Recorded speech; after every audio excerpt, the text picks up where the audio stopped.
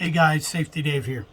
All right, so the purpose of this instructional video is to go over the site-specific safety plan. All right, this is for Bellevue Plaza, located at 117 106th Avenue, Northeast in Bellevue. All right, so this project is general contractors GLY.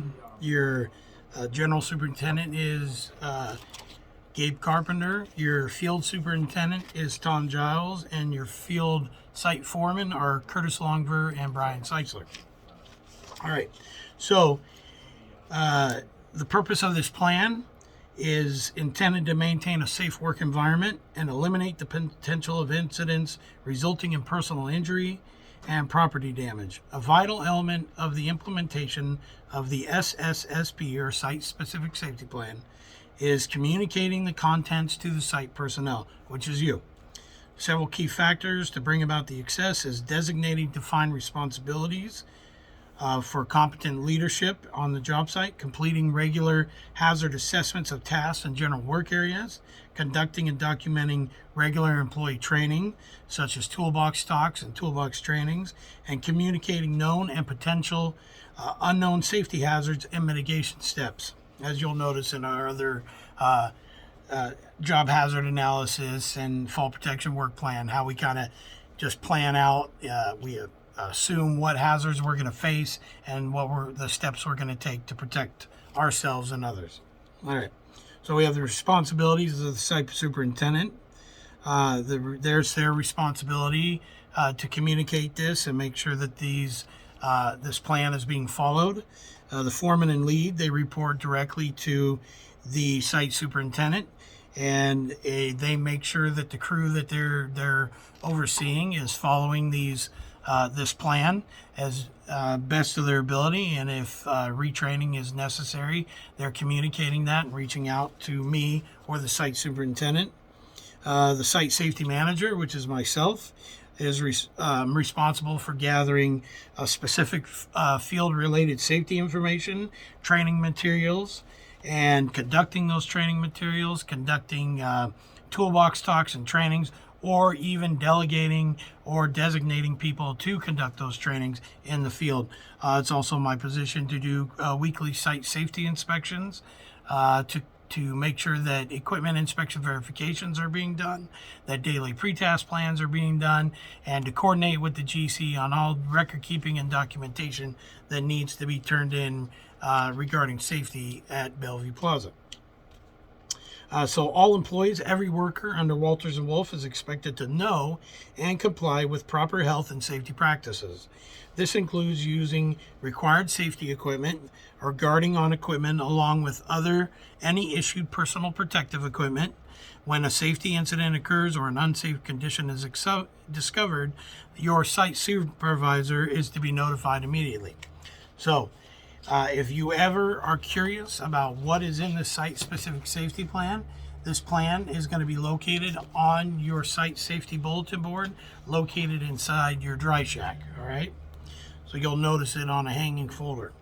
All right, so we're going to talk about hazard mitigation. So safety orientation.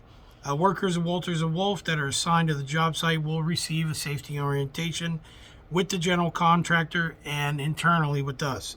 Site superintendent will orient the worker to the specific scope of the work and overall job site before you begin your assignment. A safety orientation is intended to ensure employees are aware of some general hazards within the Bellevue Plaza job site.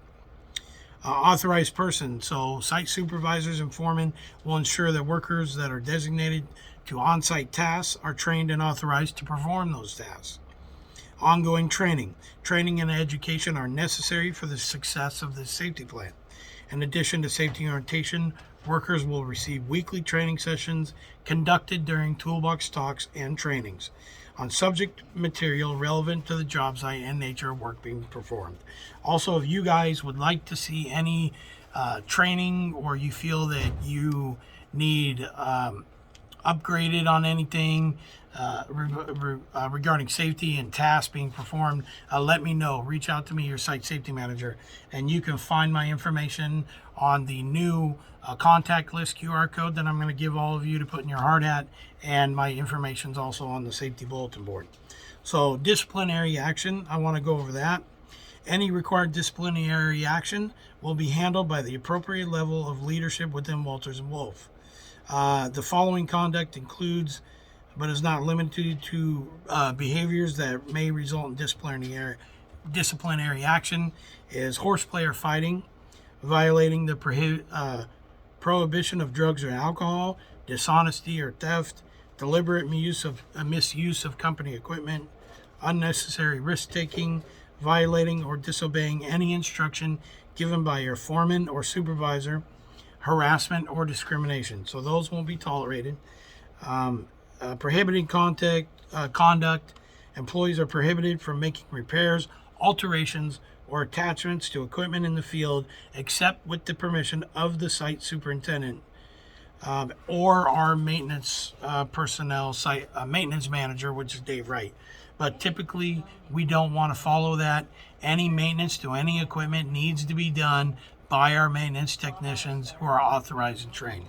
So if you need maintenance, you'll notice we're starting a QR code program with a maintenance form. So keep your eyes, keep looking out for, they'll say maintenance form. All right, and it'll be on equipment such as vacuum cup machines, Valas, our stackers, our riders. So equipment operation is only intended for those who are authorized and trained to do so.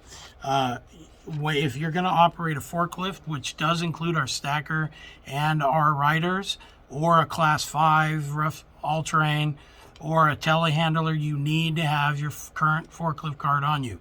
If you're going to operate a scissor lift or a boom lift, you need to have your current MUP card on you. So, and recently, everybody watching this should have gone through the ANSI 92.22 standards. And if you haven't, let me know and I can get you caught up. Also, equipment is to be used as intended. Don't be using boom lifts as cranes, scissor lifts to move material that's beyond the capacity of the platform to handle. Personal protective equipment. So Walters & Wolf provides PPE to all employees prior to starting their working assignment. If you don't have the required PPE, let me know. Here's the required PPE. You need to have a hard hat, gloves. Gloves are task specific, safety glasses, goggles, or shield.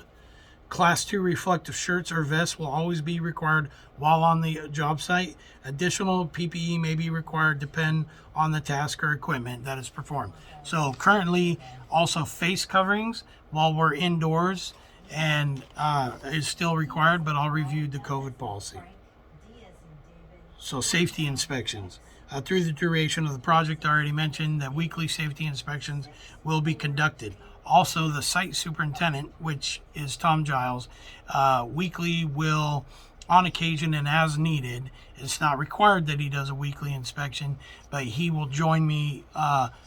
We were talking, I think, about once a month. So if you see him and I walking around and you have any safety concerns, please let us know so we can document him and take corrective action immediately. You got emergency procedures in the site plan, and also on the board you will notice local hospitals. So if you ever required to get emergency treatment, be sure to gather this information to notify your loved ones.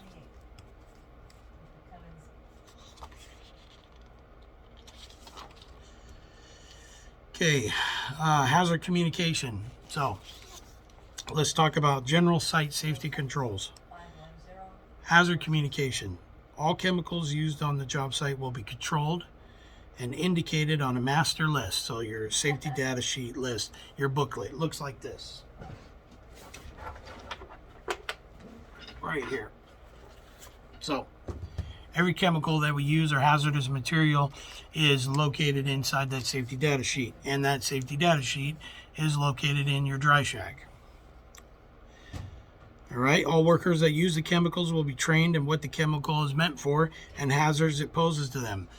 Those safety data sheets for those hazardous materials are available for your review at any time. Make sure that you know what you're using and you are aware of the hazards and symptoms associated with that hazardous material. Every chemical will remain in its original manufacturer's container unless it is required to be dispensed from a smaller portable container for its application. Each container will have the required labeling that indicates the product it contains and the hazard statements by the manufacturer. So here's an example. If you take isopropanol and you pour it into a smaller secondary container, make sure that secondary container has the proper labeling on it. If you need one, let me know, or your site supervisor, and we'll get you one. Electrical safety. Make sure you conduct pre-use inspection of your electrical cords and tools to make sure that there's no damage to the outer jackets of the cords. Make sure that other trades cords running across where you're working, that there's no damage to the cords where you can get electrocuted. Beware of standing water and cords running through them. Be aware of that because that could cause electrocution. Ladder safety. Ladders are to be inspected before each use to ensure that all features of the ladder will support the weight of the work to be performed and be fit for the location that the work is to be performed in. So make sure you also conduct an environment inspection to make sure that the ladder is properly supported. If you have to use an extension ladder, make sure you have the proper 4:1 ratio. Make sure it extends properly over the upper surface you're accessing, and make sure the top of the ladder and the bottom of the ladder are secured. Housekeeping. It's a cornerstone of our safety program. And I want to say, from other jobs we've done, I'm really impressed. You guys have always done a great job making sure that our storage areas and your work areas are clean and organized, and to reduce slip, trip, fall hazards and pest harborage. So, and also one thing I want to mention, if you have food, don't leave it out overnight. Make sure you throw away your food that day. Make sure that if you do throw open containers of food away, that the garbage can is covered as best as possible. This reduces the risk of rats and pigeons getting in there, and their feces and mice can cause are hazardous. So, welding. No worker is to perform any hot work unless they are trained and authorized to do so. Hot work permits with fire watch may be required depending on the GC. I do know that at Bellevue Plaza GLY, they require hot work permits. They're currently weekly, but they mentioned something recently that they are working towards making it a daily permit. So make sure you check with your site supervisor and with GLY to make sure that you have the proper permits if you're doing any hot work. Mobile elevating work platforms. No worker will operate any form of an aerial lift or work platform that elevates without first being trained and authorized to do so. So I want to mention that in boom lifts, you need to be 100% tied off before you elevate. When you get in that platform to operate that machine, make sure you've got your full body harness and the proper either SRL or lanyard attached. Scissor lifts, you are to wear fall protection only when elevating. So if you just have to move the scissor lift from point A to point B and you don't need to elevate, you don't have to be tied off. And this is to help reduce the time of getting it off the street and onto the job site. Just make sure that if you elevate, you are tied off. Scaffolding. The erection of scaffolding will be erected and overseen by a qualified person. Daily operations of scaffolding will be completed by a competent person, and all scaffolding will receive a daily inspection and documented to be kept on duration of the job. And that also includes swing stages, which are suspended scaffolds, and bosun chairs as well. Fall protection. Tools and personnel are tied off when a barrier is not present at a leading edge, and when working through a barrier set handrail. All personnel working on the leading edge will have their hard hats secured or chin strap or lanyard. So if you're working on the leading edge or you're working above others and you have a hard hat on, you have to have a lanyard. Fall arrest systems will be placed when workers are on leading edges and will be inspected regularly to ensure that no damage or issues prevent the full function of the arrest system. So also all workers will fully comply with the Walters and Wolf Fall Protection Work Plan for Bellevue Plaza. I will go over that Fall Protection Work Plan as well. Make sure that you are conducting a pre-use inspection of any Fall Pro equipment, and that is from your harness all the way to the anchor. Every time you use it, make sure you properly inspect it. Cranes. No crane will be operated by a worker who is not trained and authorized to the requirements set by regulatory agencies in Washington State Labor and Industries. So basically, if you're not authorized to operate our Vala or spider crane, don't do it.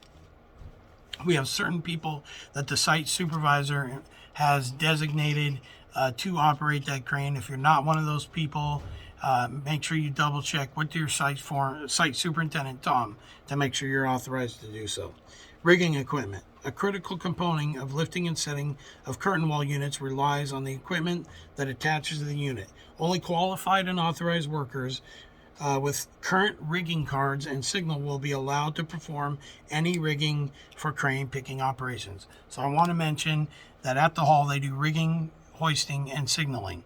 So if you're curious if you're still valid, make sure you check with me. I know a bunch of you are getting ready to go do a class on November 13th, which probably has already passed. So make sure that your card is current and that you have it on your person when doing any rigging and hoisting. Make sure you do a pre-use inspection of all rigging and hoisting equipment. It's not a beginning of the day. Make sure you check it before using it. All right, pinch points. We'll be forming operations, and during pre-task plans, make sure you identify those pinch points in order to avoid them during performing the task. Hearing conservation. If you're standing within arm's reach of your buddy and you're talking to him and you can't hear him, that's a good sign that you need hearing protection. Hearing protection is provided by Walters & Wolf, so if you need some and you don't have any, reach out to your site superintendent or site foreman and they can get it for you. General material safety. Where materials and equipment are exposed to wind and weather that can move them, they will be blocked, fastened, or secured as needed. Control access zones. So overhead protection will be coordinated with the contractor for all entry points. When hoisting units into place for installation, the site supervisor must assure that the area directly below the setting process, where others could pass underneath, must be barricaded off with means of red danger rope or tape affixed to delineation cones or by other appropriate and approved means. Also, signage will be affixed to the barricade to notify affected persons of the overhead danger. So you'll notice we have new signs. So these are also on the safety bulletin board located in your dry shack. So make sure if you barricade off an area below, say, setting panels, you need to have one of these signs with the information properly filled out. Make sure you put the number for the lead of the setting crew, phone number, and the date. Okay. All right, so there are planned activities, and we kind of go into these in detail in your job hazard analysis. Here's your job hazard analysis. It's also located on your safety bulletin board. So different tasks we do is embed check, floor layout, attaching curtain wall attachments to embeds, unloading trucks and trailers, receiving unit material on the floors via the platform, go backs, day breaking, unpacking curtain wall, debunking, unit prep, unit fly out, unit install, crane operation, a miscellaneous metal parapet, beauty cap installation, and tasks performed utilizing a mobile elevating work platform. So each of those tasks is outlined at the end of the site-specific safety plan, and it kind of has a description of the task being performed, how many workers, the equipment being used, potential hazards, and the hazard mitigation. You can also find those details in a lot more detail on our job hazard analysis. Okay, so that is our site-specific safety plan. If you have any questions, remember, reach out to me or talk to your site supervisor. Thank you.